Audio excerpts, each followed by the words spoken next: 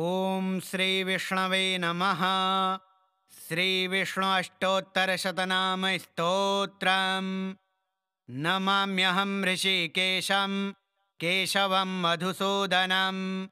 सूदनं सर्वदैत्यानां नारायणमनामयं जयन्तं विजयं कृष्णं अनन्तं वामनं तथा विष्णुं विश्वेश्वरं पुण्यं विश्वात्मानं सुरार्चितम् अनघं त्वघहर्तारं नारसिंहं श्रियः प्रियं श्रीपतिं श्रीधरं श्रीदं श्रीनिवासं महोदयं श्रीरामं माधवं मोक्ष क्षमारूपं जनार्दनं सर्वज्ञं सर्ववेत्तारं सर्वेशं सर्वदायकं हरिं मुरारिं गोविन्दं पद्मनाभं प्रजापतिम् आनन्दज्ञानसम्पन्नं ज्ञानदं ज्ञानदायकम् अच्युतं सबलं चन्द्र वक्त्रं व्याप्तपरावरं योगेश्वरं जगद्योनिं ब्रह्मरूपं महेश्वरं मुकुन्दं चापि वैकुण्ठम् एकरूपं कविं ध्रुवं वासुदेवं महादेवं ब्रह्मण्यं ब्राह्मणप्रियं गोप्रियं गोहितं यज्ञं यज्ञाङ्गं यज्ञवर्धनं यज्ञस्यापि च भोक्तारं वेदवेदाङ्गपारगं वेदज्ञं वेदरूपं तं विद्यावासं सुरेश्वरं प्रत्यक्षं च महाहंसं शङ्खपाणिं पुरातनं पुष्करं पुष्कराक्षं च वराहं धरणीधरं प्रद्युम्नं कामपालं च व्यासध्यातं महेश्वरं सर्वसौख्यं महासौख्यं साङ्ख्यं च पुरुषोत्तमं योगरूपं महाज्ञानं योगेशमजितप्रियम् असुरारिं लोकनाथं पद्महस्तं गदाधरं गुहावासं सर्ववासं पुण्यवासं महाजनं वृन्दानाथं बृहत्कायं पावनं पापनाशनं गोपीनाथं गोपसखं गोपालं च गणाश्रयं परात्मानं पराधीशं कपिलं कार्यमानुषं नमामि निखिलं नित्यं मनोवाक्कायकर्मभिः नाम्नां शतेनापि तु पुण्यकर्ता यः स्तौति विष्णुं मनसा स्थिरेण स याति लोकं मधुसूदनस्य विहाय दोषान्यः पुण्यभूतः नाम्नां शतं महापुण्यं सर्वपातकशोधनम् अनन्यमनसा ध्यायेत् जपेत् ध्यानसमन्वितः नित्यमेव नरः पुण्यं गङ्गास्नानफलं लभेत् तस्मात्तु सुस्थिरो भूत्वा समाहितमना जपेत् नमाम्यहं ऋषिकेशं केशवं मधुसूदनं सूदनं सर्वदैत्यानां नारायणमनामयम् जयन्तं विजयं कृष्णं अनन्तं वामनं तथा विष्णुं विश्वेश्वरं पुण्यं विश्वात्मानं सुरार्चितम् अनघं त्वघहर्तारं नारसिंहं श्रियः प्रियं श्रीपतिं श्रीधरं श्रीदं श्रीनिवासं महोदयं श्रीरामं माधवं मोक्ष क्षमारूपं जनार्दनं सर्वज्ञं सर्ववेत्तारं सर्वेशं सर्वदायकं हरिं मुरारिं गोविन्दं पद्मनाभं प्रजापतिम् आनन्दज्ञानसम्पन्नं ज्ञानदं ज्ञानदायकम् अच्युतं सबलं चन्द्र वक्त्रं व्याप्तपरावरं योगेश्वरं जगद्योनिं ब्रह्मरूपं महेश्वरं मुकुन्दं चापि वैकुण्ठम् एकरूपं कविं ध्रुवं वासुदेवं महादेवं ब्रह्मण्यं ब्राह्मणप्रियं गोप्रियं गोहितं यज्ञं यज्ञाङ्गं यज्ञवर्धनं यज्ञस्यापि च भोक्तारं वेदवेदाङ्गपारगं वेदज्ञं वेदरूपं तं विद्यावासं सुरेश्वरं प्रत्यक्षं च महाहंसं शङ्खपाणिं पुरातनं पुष्करं पुष्कराक्षं च वराहं धरणीधरं प्रद्युम्नं कामपालं च व्यासध्यातं महेश्वरं सर्वसौख्यं महासौख्यं सांख्यं च पुरुषोत्तमं योगरूपं महाज्ञानं योगेशमजितप्रियम् असुरारिं लोकनाथं पद्महस्तं गदाधरं गुहावासं सर्ववासं पुण्यवासं महाजनं वृन्दानाथं बृहत्कायं पावनं पापनाशनं गोपीनाथं गोपसखं गोपालं च गणाश्रयं परात्मानं पराधीशं कपिलं कार्यमानुषं नमामि निखिलं नित्यं मनोवाक्कायकर्मभिः नाम्नां शतेनापि तु पुण्यकर्ता यः स्तौति विष्णुं मनसा स्थिरेण स याति लोकं मधुसूदनस्य विहाय दोषान्यः पुण्यभूतः नाम्नां शतं महापुण्यं सर्वपातकशोधनम् अनन्यमनसा ध्यायेत् जपेत् ध्यानसमन्वितः नित्यमेव नरः पुण्यं गङ्गास्नानफलं लभेत् तस्मात्तु सुस्थिरो भूत्वा समाहितमना जपेत् नमाम्यहं ऋषिकेशं केशवं मधुसूदनं सूदनं सर्वदैत्यानां नारायणमनामयं जयन्तं विजयं कृष्णं अनन्तं वामनं तथा विष्णुं विश्वेश्वरं पुण्यं विश्वात्मानं सुरार्चितम् अनघं त्वघहर्तारं नारसिंहं श्रियः प्रियं श्रीपतिं श्रीधरं श्रीदं श्रीनिवासं महोदयं श्रीरामं माधवं मोक्ष क्षमारूपं जनार्दनं सर्वज्ञं सर्ववेत्तारं सर्वेशं सर्वदायकं हरिं मुरारिं गोविन्दं पद्मनाभं प्रजापतिम् आनन्दज्ञानसम्पन्नं ज्ञानदं ज्ञानदायकम् अच्युतं सबलं चन्द्र वक्त्रं व्याप्तपरावरं योगेश्वरं जगद्योनिं ब्रह्मरूपं महेश्वरं मुकुन्दं चापि वैकुण्ठम् एकरूपं कविं ध्रुवं वासुदेवं महादेवं ब्रह्मण्यं ब्राह्मणप्रियं गोप्रियं गोहितं यज्ञं यज्ञाङ्गं यज्ञवर्धनं यज्ञस्यापि च भोक्तारं वेदवेदाङ्गपारगं वेदज्ञं वेदरूपं तं विद्यावासं सुरेश्वरं प्रत्यक्षं च महाहंसं शङ्खपाणिं पुरातनं पुष्करं पुष्कराक्षं च वराहं धरणीधरं प्रद्युम्नं कामपालं च व्यासध्यातं महेश्वरं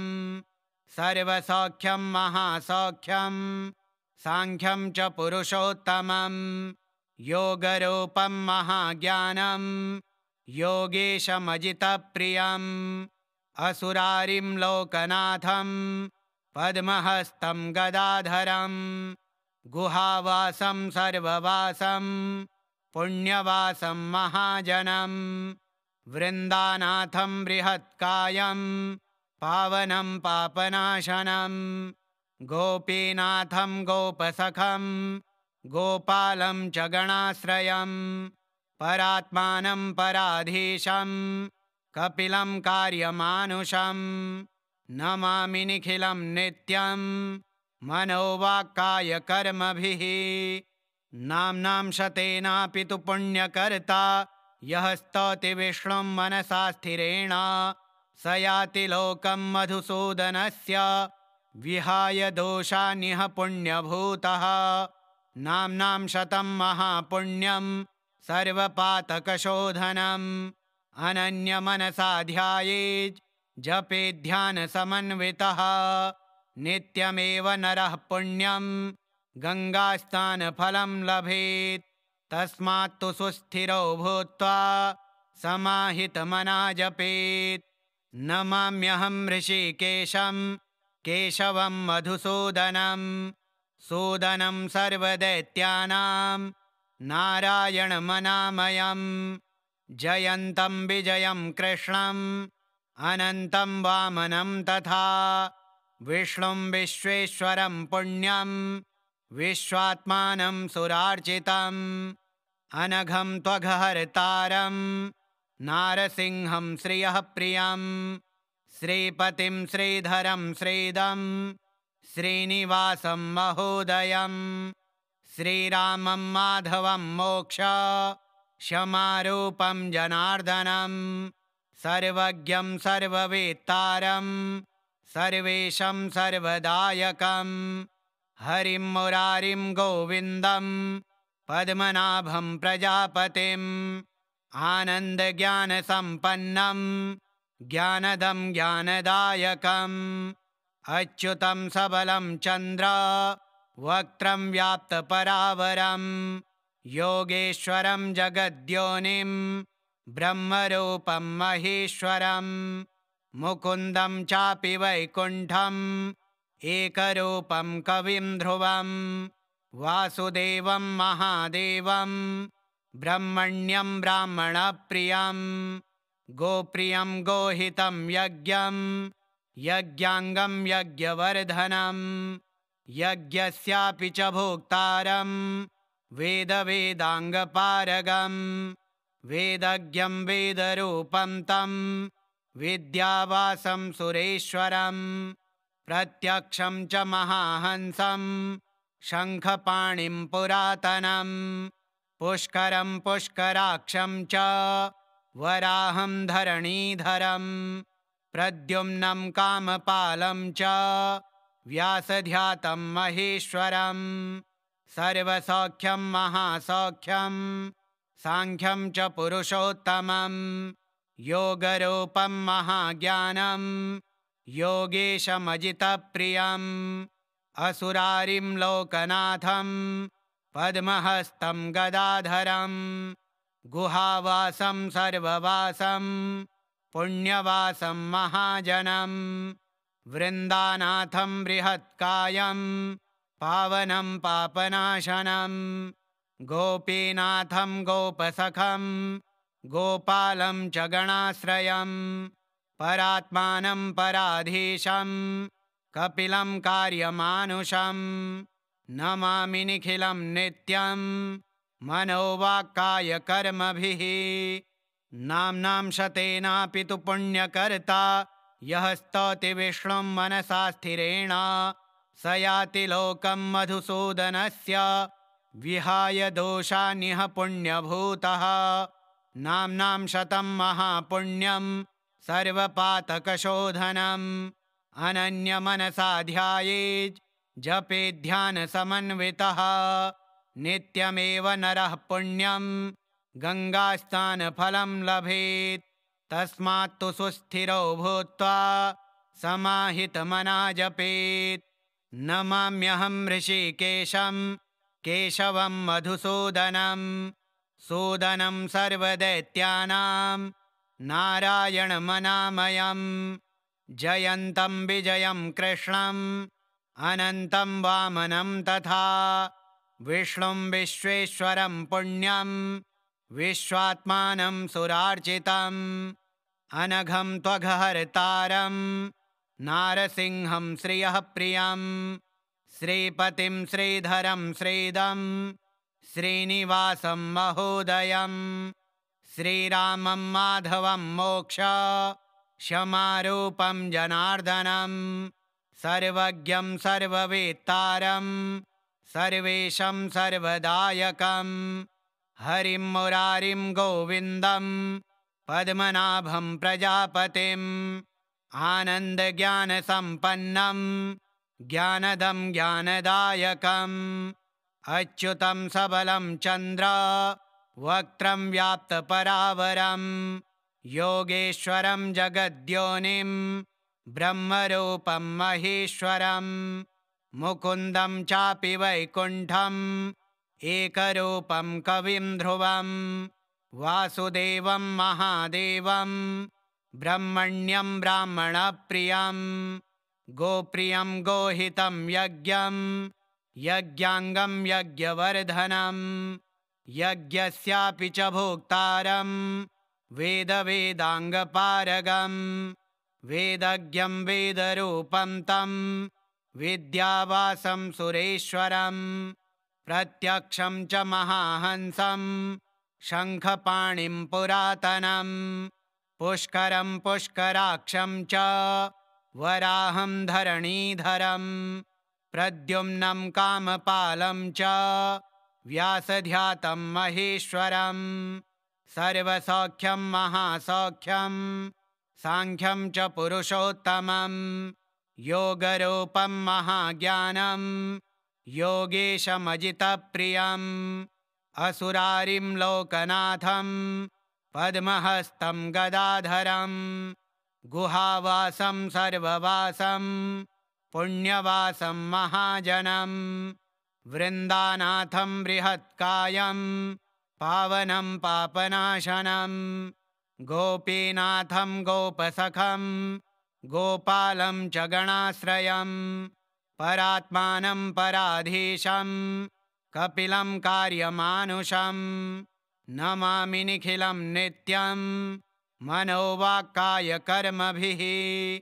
नाम्नां शतेनापि तु पुण्यकर्ता यः स्तौति विष्णुं मनसा स्थिरेण स याति लोकं मधुसूदनस्य विहाय दोषान्यः पुण्यभूतः नाम्नां शतं महापुण्यं सर्वपातकशोधनम् अनन्यमनसा ध्यायेत् जपेध्यानसमन्वितः नित्यमेव नरः पुण्यं गङ्गास्नानफलं लभेत् तस्मात्तु सुस्थिरो भूत्वा समाहितमना जपेत् नमाम्यहं ऋषिकेशं केशवं मधुसूदनं सूदनं सर्वदैत्यानां नारायणमनामयम् जयन्तं विजयं कृष्णम् अनन्तं वामनं तथा विष्णुं विश्वेश्वरं पुण्यं विश्वात्मानं सुरार्चितम् अनघं त्वघहर्तारं नारसिंहं श्रियः प्रियं श्रीपतिं श्रीधरं श्रीदं श्रीनिवासं महोदयं श्रीरामं माधवं मोक्ष क्षमारूपं जनार्दनं सर्वज्ञं सर्ववेत्तारं सर्वेशं सर्वदायकं हरिं मुरारिं गोविन्दं पद्मनाभं प्रजापतिम् आनन्दज्ञानसम्पन्नं ज्ञानदं ज्ञानदायकम् अच्युतं सबलं चन्द्र वक्त्रं व्याप्तपरावरं योगेश्वरं जगद्योनिं ब्रह्मरूपं महेश्वरं मुकुन्दं चापि वैकुण्ठम् एकरूपं कविं ध्रुवं वासुदेवं महादेवं ब्रह्मण्यं ब्राह्मणप्रियं गोप्रियं गोहितं यज्ञं यज्ञाङ्गं यज्ञवर्धनं यज्ञस्यापि च भोक्तारं वेदवेदाङ्गपारगं वेदज्ञं वेदरूपं तं विद्यावासं सुरेश्वरं प्रत्यक्षं च महाहंसं शङ्खपाणिं पुरातनं पुष्करं पुष्कराक्षं च वराहं धरणीधरं प्रद्युम्नं कामपालं च व्यासध्यातं महेश्वरं सर्वसौख्यं महासौख्यं सांख्यं च पुरुषोत्तमं योगरूपं महाज्ञानं योगेशमजितप्रियम् असुरारिं लोकनाथं पद्महस्तं गदाधरं गुहावासं सर्ववासं पुण्यवासं महाजनं वृन्दानाथं बृहत्कायं पावनं पापनाशनं गोपीनाथं गोपसखं गोपालं च गणाश्रयं परात्मानं पराधीशं कपिलं कार्यमानुषं नमामि निखिलं नित्यं मनोवाक्कायकर्मभिः नाम्नां शतेनापि तु पुण्यकर्ता यः स्तौति विष्णुं मनसा स्थिरेण स याति लोकं मधुसूदनस्य विहाय दोषान्यः पुण्यभूतः नाम्नां शतं महापुण्यं सर्वपातकशोधनम् अनन्यमनसा ध्यायेत् जपेध्यानसमन्वितः नित्यमेव नरः पुण्यं गङ्गास्नानफलं लभेत् तस्मात्तु सुस्थिरो भूत्वा समाहितमना जपेत् नमाम्यहं ऋषिकेशं केशवं मधुसूदनं सूदनं सर्वदैत्यानां नारायणमनामयम् जयन्तं विजयं कृष्णम् अनन्तं वामनं तथा विष्णुं विश्वेश्वरं पुण्यं विश्वात्मानं सुरार्चितम् अनघं त्वघहर्तारं नारसिंहं श्रियः प्रियं श्रीपतिं श्रीधरं श्रीदं श्रीनिवासं महोदयं श्रीरामं माधवं मोक्ष क्षमारूपं जनार्दनं सर्वज्ञं सर्ववेत्तारं सर्वेशं सर्वदायकं हरिं मुरारिं गोविन्दं पद्मनाभं प्रजापतिम् आनन्दज्ञानसम्पन्नं ज्ञानदं ज्ञानदायकम् अच्युतं सबलं चन्द्र वक्त्रं व्याप्तपरावरं योगेश्वरं जगद्योनिं ब्रह्मरूपं महेश्वरं मुकुन्दं चापि वैकुण्ठम् एकरूपं कविं ध्रुवं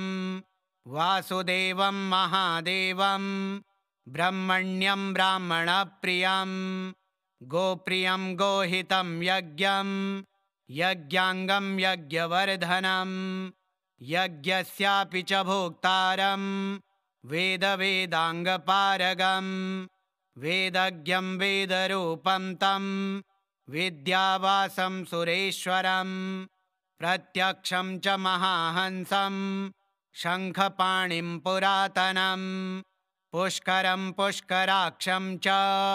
वराहं धरणीधरं प्रद्युम्नं कामपालं च व्यासध्यातं महेश्वरं सर्वसौख्यं महासौख्यं सांख्यं च पुरुषोत्तमं योगरूपं महाज्ञानं योगेशमजितप्रियम् असुरारिं लोकनाथं पद्महस्तं गदाधरं गुहावासं सर्ववासं पुण्यवासं महाजनं वृन्दानाथं बृहत्कायं पावनं पापनाशनं गोपीनाथं गोपसखं गोपालं च गणाश्रयं परात्मानं पराधीशं कपिलं कार्यमानुषं नमामि निखिलं नित्यं मनोवाक्कायकर्मभिः नाम्नां शतेनापि तु पुण्यकर्ता यः स्तौति विष्णुं मनसा स्थिरेण स याति लोकं मधुसूदनस्य विहाय दोषान्यः पुण्यभूतः नाम्नां शतं महापुण्यं सर्वपातकशोधनम् अनन्यमनसा ध्यायेत् जपेध्यानसमन्वितः नित्यमेव नरः पुण्यं गङ्गास्नानफलं लभेत्। तस्मात्तु सुस्थिरो भूत्वा समाहितमना जपेत्। नमाम्यहं ऋषिकेशं केशवं मधुसूदनं सूदनं सर्वदैत्यानां नारायणमनामयम् जयन्तं विजयं कृष्णम् अनन्तं वामनं तथा विष्णुं विश्वेश्वरं पुण्यं विश्वात्मानं सुरार्चितम् अनघं त्वघहर्तारं नारसिंहं श्रियः प्रियं श्रीपतिं श्रीधरं श्रीदं श्रीनिवासं महोदयं श्रीरामं माधवं मोक्ष क्षमारूपं जनार्दनं सर्वज्ञं सर्ववेत्तारं सर्वेशं सर्वदायकं हरिं मुरारिं गोविन्दं पद्मनाभं प्रजापतिम् आनन्दज्ञानसम्पन्नं ज्ञानदं ज्ञानदायकम् अच्युतं सबलं चन्द्र वक्त्रं व्याप्तपरावरं योगेश्वरं जगद्योनिं ब्रह्मरूपं महेश्वरं मुकुन्दं चापि वैकुण्ठम् एकरूपं कविं ध्रुवं वासुदेवं महादेवं ब्रह्मण्यं ब्राह्मणप्रियं गोप्रियं गोहितं यज्ञं यज्ञाङ्गं यज्ञवर्धनं यज्ञस्यापि च भोक्तारं वेदवेदाङ्गपारगं वेदज्ञं वेदरूपं तं विद्यावासं सुरेश्वरं प्रत्यक्षं च महाहंसं शङ्खपाणिं पुरातनं पुष्करं पुष्कराक्षं च वराहं धरणीधरं प्रद्युम्नं कामपालं च व्यासध्यातं महेश्वरं सर्वसौख्यं महासौख्यं साङ्ख्यं च पुरुषोत्तमं योगरूपं महाज्ञानं योगेशमजितप्रियम् असुरारिं लोकनाथं पद्महस्तं गदाधरं गुहावासं सर्ववासं पुण्यवासं महाजनं वृन्दानाथं बृहत्कायं पावनं पापनाशनं गोपीनाथं गोपसखं गोपालं च गणाश्रयं परात्मानं पराधीशं कपिलं कार्यमानुषं नमामि निखिलं नित्यं मनोवाक्कायकर्मभिः नाम्नां शतेनापि तु पुण्यकर्ता यः स्तौति विष्णुं मनसा स्थिरेण स याति लोकं मधुसूदनस्य विहाय दोषान्यः पुण्यभूतः नाम्नां शतं महापुण्यं सर्वपातकशोधनम् अनन्यमनसा ध्यायेत् जपेध्यानसमन्वितः नित्यमेव नरः पुण्यं गङ्गास्नानफलं लभेत्। तस्मात्तु सुस्थिरो भूत्वा समाहितमना जपेत्। नमाम्यहं ऋषिकेशं केशवं मधुसूदनं सूदनं सर्वदैत्यानां नारायणमनामयम् जयन्तं विजयं कृष्णम् अनन्तं वामनं तथा विष्णुं विश्वेश्वरं पुण्यं विश्वात्मानं सुरार्चितम् अनघं त्वघहर्तारं नारसिंहं श्रियः प्रियं श्रीपतिं श्रीधरं श्रीदं श्रीनिवासं महोदयं श्रीरामं माधवं मोक्ष क्षमारूपं जनार्दनं सर्वज्ञं सर्ववेत्तारं सर्वेशं सर्वदायकं हरिं मुरारिं गोविन्दं पद्मनाभं प्रजापतिम् आनन्दज्ञानसम्पन्नं ज्ञानदं ज्ञानदायकम् अच्युतं सबलं चन्द्र वक्त्रं व्याप्तपरावरम् योगेश्वरं जगद्योनिं ब्रह्मरूपं महेश्वरं मुकुन्दं चापि वैकुण्ठम् एकरूपं कविं ध्रुवं वासुदेवं महादेवं ब्रह्मण्यं ब्राह्मणप्रियं गोप्रियं गोहितं यज्ञं यज्ञाङ्गं यज्ञवर्धनं यज्ञस्यापि च भोक्तारं वेदवेदाङ्गपारगं वेदज्ञं वेदरूपं तं विद्यावासं सुरेश्वरं प्रत्यक्षं च महाहंसं शङ्खपाणिं पुरातनं पुष्करं पुष्कराक्षं च वराहं धरणीधरं प्रद्युम्नं कामपालं च व्यासध्यातं महेश्वरं सर्वसौख्यं महासौख्यं साङ्ख्यं च पुरुषोत्तमं योगरूपं महाज्ञानं योगेशमजितप्रियम् असुरारिं लोकनाथं पद्महस्तं गदाधरं गुहावासं सर्ववासं पुण्यवासं महाजनं वृन्दानाथं बृहत्कायं पावनं पापनाशनं गोपीनाथं गोपसखं गोपालं च गणाश्रयं परात्मानं पराधीशं कपिलं कार्यमानुषं नमामि निखिलं नित्यं मनोवाक्कायकर्मभिः नाम्नां शतेनापि तु पुण्यकर्ता यः स्तौति विष्णुं मनसा स्थिरेण स याति लोकं मधुसूदनस्य विहाय दोषान्यः पुण्यभूतः नाम्नां शतं महापुण्यं सर्वपातकशोधनम्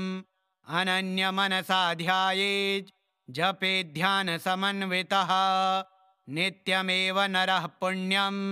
गङ्गास्नानफलं लभेत् तस्मात्तु सुस्थिरो भूत्वा समाहितमना जपेत् नमाम्यहं ऋषिकेशं केशवं मधुसूदनं सूदनं सर्वदैत्यानां